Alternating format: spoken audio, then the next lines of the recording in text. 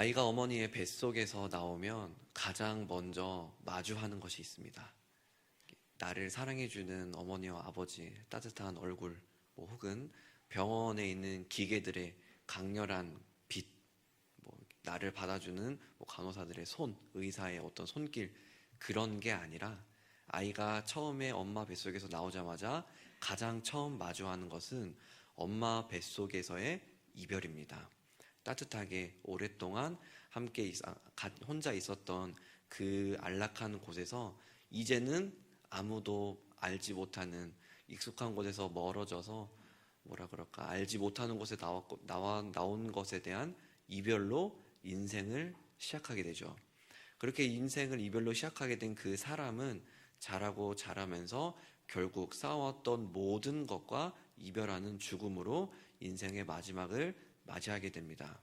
그렇게 사람은요, 처음부터 이별로 시작을 해서 살아가는 과정 중에서도 이별과 계속하게 되고 결국 죽는 그 순간까지도 이별과 함께 할 수밖에 없는 이별과 걷는 길이라고 할 수 있을 것입니다.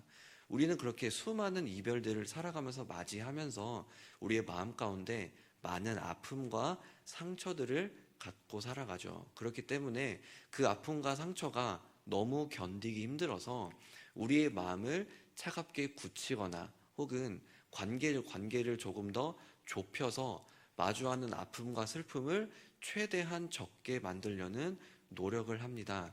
하지만 그런 우리의 노력과는 별개로 절대로 우리는 이별과 멀어질 수 없습니다. 당장 우리 자신만 본다 하더라도요, 오늘 우리는 이미 어제의 우리와 이별한 상태이고 내일의 우리 역시 오늘의 지금 우리와 이별한 그 사람일 것이기 때문에 우리 자신의 인생조차도 우리 스스로도 이별과 절대 싸워서 이길 수 없어서 우리는 이별과 멀어지려는 그런 노력을 할 수 없습니다. 그렇기 때문에 우리가 살아가면서 정말로 생각하고 고민해야 할 것은 우리가 항상 마주하는 이별에 대하여 우리는 어떻게 생각하고 어떻게 선택하며 지혜롭게 이별을 마주할 수 있을 것인가에 대한 고민을 해야 할 것입니다. 그리고 그러한 고민은 이제 앞으로 며칠간 살펴보게 될 룻기를 통해서 더 잘 하실 수 있을 것입니다. 룻기는 그 시작부터 이별한 사람들에 대한 이야기로 쭉 이어지게 됩니다. 등장하는 엘리멜렉과 나오미 부부는 살던 유다 베들레헴에서 가뭄으로 인해서 나갈 수밖에 없는, 다른 곳을 찾아갈 수밖에 없는 불가항력적인 이별을 경험하게 되죠. 차라리 그 이별이 떠나간 땅에서 조금 더 행복해지고 떠나간 땅에서 부유할 수 있다고 한다면 가슴 아픈 이별이기보다는 새로운 시작, 희망, 소망, 이런 따뜻하고 좋은 말들로 가득 찰 수 있었겠지만 그 부부에겐 그렇지 않았습니다. 그 부부는 고향 땅에서 벗어난 것으로도 굉장히 마음이 아프고 낯설 텐데 벗어나자마자 얼마 지나지 않아서 나오미의 남편인 엘리멜렉이 죽게 됩니다. 이방 땅에서 여인 혼자서 남편 없이 살아가야 하는 그 부재가 있는 그 상황은 여인 입장에서 굉장히 힘들겠죠. 지금 살아가는 세상에서도 그러한 상황 가운데에 한 사람이 있다면 굉장히 우리가 기도해주고 같이 가슴 아파해줘야 할 텐데 이 시대에는 우리같이 그런 사회적 관계망이 잘 구축되어 있지도 않고 혼자서 모든 것들을 감당해야 했기 때문에 굉장히 어려웠을 것입니다. 그나마 다행히 두 명의 아들이 그 땅에서 잘 혼인을 하여서 조금은 커지는 그런 가정을 이루었지만 또 그것과는 상황이 또 이상하게 벌어지게 됩니다. 10년이 지났는데 두 아들의 가정에 자녀가 생기지 않습니다. 10년 동안 이방 땅에서 겨우 아들들이 결혼은 했지만 손자, 손녀 한 명 보지 못한 채 두 아들마저도 죽게 됩니다. 나오미의 인생이 이미 아마 고향 땅에서도 굉장히 많은 노력을 하면서 가정을 꾸렸을 것이고 또 험난한 세월을 보냈겠죠. 이제는 두 아들들이 잘 자라고 결혼도 하고 자녀도 낳고 그 자녀들 역시도 잘 자라가는 것을 보면서 인생을 마무리할 수 있는 그런 복된 가운데 뭔가 그런 임종을 맞이할 수 있는 그런 상황이 될 수도 있었을 텐데 살아가는 인생 역시도 험난했을 뿐더러 마지막으로 가는 그 순간까지도 지속적으로 이별과 마주해야 되는 그 상황이 나오미 입장에서는 굉장히 억울할 수도 있고 굉장히 가슴이 아팠을 것입니다. 차라리 내가 그 땅에서 나오지 않았다면 그 아들들 또 남편과 함께 그냥 그 자리에서 같이 죽을 수 있지 않았을까. 내가 이런 가슴 아픈 이별들을 연달아서 시간이 흐르면 흐름에 따라서 그 아픔이 사라지는 것이 아니라 그 아픔과 계속 마주해야 하는 그 현실을 겪지 않을 수도 있지 않았을까. 그러한 고민들을 할 수 있던 찰나에 말씀이 계속 이어집니다. 우리 같이 6절과 7절 말씀을 같이 한번 읽어보도록 하겠습니다. 그 여인이 모압 지방에서 여호와께서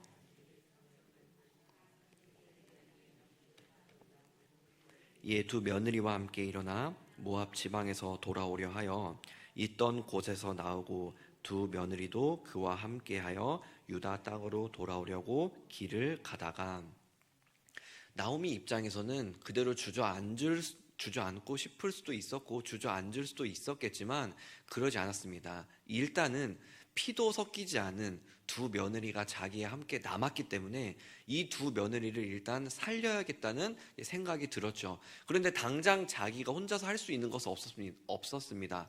나의 몸은 일단 나이가 많았고 힘도 없고 노동을 해서 뭔가를 얻을 수 있는 상태가 아니었기 때문에 그 전전긍긍을 굉장히 많이 했겠죠. 그러한 상황에서 내 고향 땅에서 하나님께서 은혜를 주셔서 그 땅에 나와 같이 힘들어하고 있는 사람들에게 양식을 주시고 은혜를 주고 계신다고 하는 소식을 듣게 됩니다. 그래서 나오미는 그 두 며느리를 데리고 고향으로 이제 돌아가게 됩니다.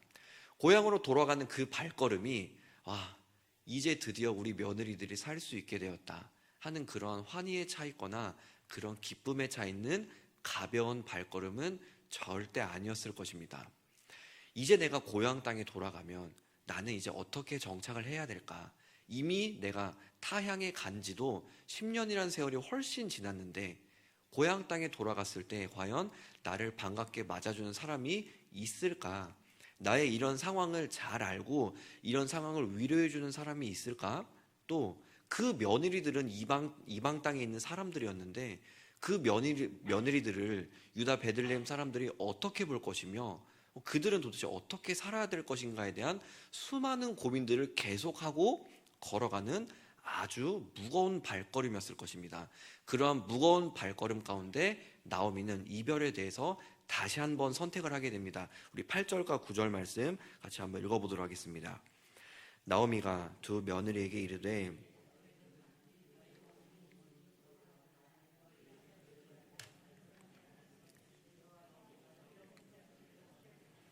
여호와께서 너희에게 허락하사 각기 남편의 집에서 위로를 받게 하시기를 원하노라 하고 그들에게 입맞춤에 그들이 소리를 높여 울며. 당시에 사회적 법으로 계대 결혼법이라는 법이 있었습니다. 어떤 법이냐면 한 가정 내에서 이제 아들이 며느리를 맞이했는데 아들이 죽었을 때 남은 그 며느리는 이제 평생을 과부로 살아가는 것이 아니라 그 아들의 형제에게 다시 혼인을 해서 그 가정이 그 명맥이 끊어지지 않고 이어지게 하는 이제 결혼법이 이 룻기 당시의 사회적인 관습이었는데 나오미에게 중요한 것은 아들이 2명밖에 없었고 2명이 전부 다 죽은 것입니다. 그렇기 때문에 나오미와 함께한 이 두 며느리는 어쩔 수 없이 이 시어머니와 함께 평생을 과부로 지낼 수밖에 없는 메인 몸인 것이죠. 그런데 나오미가 메인 몸인 그 며느리들에 대하여 너희가 이제 나와 함께 할 수밖에 없으니 알아서 살 길을 잘 찾아봐라. 나는 아무 힘도 없고 나이가 들어서 뭘 할 수가 없으니 젊은 너희라도 어떻게든 우리 가정을 잘 꾸려봐라. 이런 식으로 책임 없는 말을 하는 것이 아니라 이미 가슴이 찢어질 대로 찢어진 그 나오미가 하나님의 은혜를 받음을 알고서요 어떠한 말을 하냐면 너희 두 며느리들아 너희가 너희 어머니의 집으로 이제는 돌아가서 마치 결혼을 한 번도 하지 않았던 여인들과 같이 살아라. 그렇게 해서 너희가 다시 한번 처음 결혼하는 것처럼 결혼을 하고 그 결혼한 남자와 함께 잘 가정을 꾸려서 행복하게 살으라는 말을 해줍니다.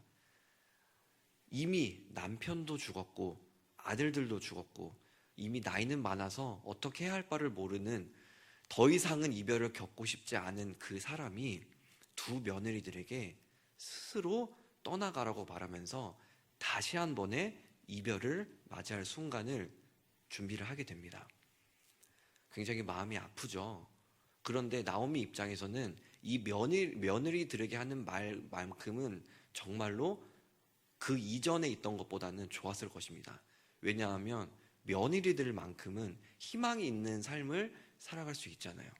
그래서 그 며느리들, 젊은 그 사람들만큼은 희망을 갖고 살아가는 그러한 마음으로 보내주려는, 그렇게 떠나가라는 말을 한 것입니다.